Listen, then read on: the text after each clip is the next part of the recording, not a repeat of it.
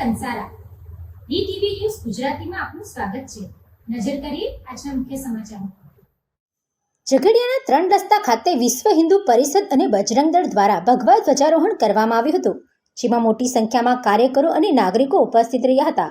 ઝઘડિયાના 3 રસ્તા ખાતે આવેલ ટાવર પર 1.5 વર્ષ પહેલા વિશ્વ હિન્દુ પરિષદ અને બજરંગ દળ દ્વારા હિન્દુ સનાતન ધર્મના પ્રતીક એવા ભગવા ધ્વજની સ્થાપના કરવામાં આવી હતી, જેમાં સમય અનુસાર ધ્વજને કુદરતી પ્રકારે નુકસાન થાય તો બદલવો પડતો હોય છે અને જેના ભાગરૂપે મંગળવારના રોજ ફરીથી નવા ભગવા ધ્વજારોહણ કરવામાં આવ્યું હતું.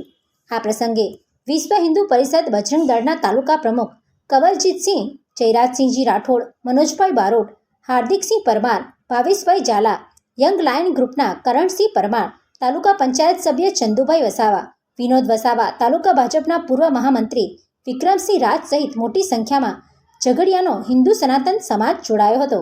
Pintu Modi, DTV news, Ankleshwar.